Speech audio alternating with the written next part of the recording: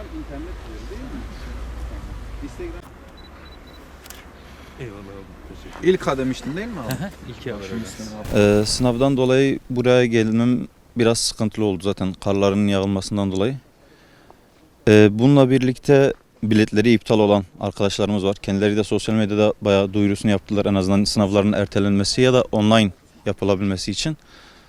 Ama üniversite yönetimi sınavların online değil, hani finale girebilenler gelebiliyorlarsa gelsinler. Gelemiyorlarsa en azından bütünlemeye katılabilirler diye herhangi bir dilekçe verilmeden bu imkanı sundular. Biz kendimiz şehir dışında imkanlarımız ölçüsünde gelebildik. Ama ben şehir içinden yine otobüse binmem gerekiyordu. Araçlarıyla gelmek zorunda kalanlar oluyor ya da şehir dışından uçakla gelenler, uçakları iptal olanlar var, otobüsü iptal olanlar var. Bu İlitam sınavları dolayısıyla geldim ama yollar kapalı olduğu için gelemedik. Dün yollar akşam vakti itibariyle yani akşam namazı vakti itibariyle açıldı. Ancak gelebildik Çermik'e. Çermik'ten de akşam artık yatsı vaktiydi. Araba bulamadık. Bu sabah da arabalar, toplu taşımalar en erken saat 9'a çıktıkları için İlitam'ın işte 3. sınıftan kalan benim Arapça 1 sınavına yetişemedim. Evet. Yani iletişime geçmemize rağmen işte bu sınavların ertelenmesi, bu söz konusu mağduriyetlerin giderilmesi için ne yaptıysak bir netice alamadık. Sınavlar ertelenmedi ve dolayısıyla biz yine sınavlara bu şekilde bu zor şartlar altında gelebildik. Yani gelebildik. Tabii buna gelebilmek deniliyorsa.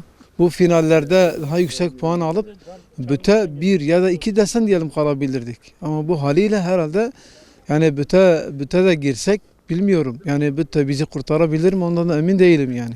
Yani bu öyle olursa bir dönemimizi alır yani herhalde bir senemizi alır yani. Yani barınma sorunu benim için şöyle var. Dışarıdan il dışında gelenler için barınma sorunu muhakkak vardır. Çünkü ta yani günler öncesinden gelmek zorundalar. Ve çoğu da imam arkadaştır. Görevleri de vardır. Yani hani kurumlarından bazen izin de alamayabiliyorlar. Burada barınma sorunu bence vardır. Çünkü ben Çermik'ten gelmeme rağmen bugünlerde de kalabileceğimi hala kara düşünmekteyim yani. Dicle Üniversitesi'nde İlitam okuyorum. 3. sınıf öğrencisiyim. Biraz zor oldu gelişimiz yollar hasebiyle. Ama geldik bir şekilde yani. Muş'ta kar, evet. Yani bu sene değişik bir iklim yaşandı gerçekten. Yani çok kar yağdı. Her yerde bu böyle. Kar yağmasından dolayı aslında ben değil, yani ben yine yakından gelmişim, ben Muş'tan gelmişim. Benim için çok zor oldu ama hani yollar da açıktı, çok zor olmadı ama bayağı uzak yerlerden gelen arkadaşlar var. Onlar bayağı zorluklar yaşamış duyduğum kadarıyla. Hani biz gruplardan da bunu söyledik, erteleme imkanı varsa ya da online imkanı varsa. Yaşadığımız mağduriyet yollar çok uygun değil yani. Ulaşımlarda büyük sıkıntı var yani yolların çoğu tek şerit olarak açılmış. Bayağı gelirken sıkıntı çektik. Yani düble yolların bile çoğu tek şerit olarak açılmış. Bayağı zor geldim ben. 2 günde anca geldik işte. Ertelenecek diye çok düşündük ama en sonunda ertelenmediğini duyunca mecbur çıktık geldik.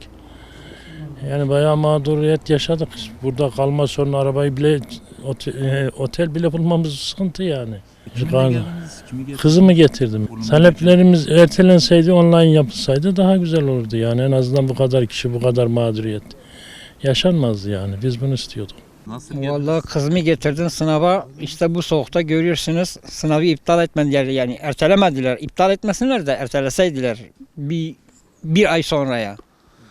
Ne olacaktı yani? Vallahi Batman'dan geldik, kendi arabamızla geldik.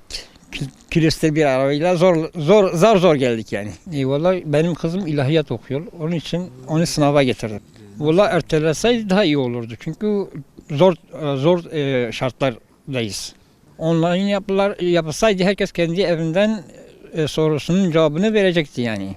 Bu kadar eziyete gerek yoktu. Bazı arkadaşlar Konya'dan gelmedi.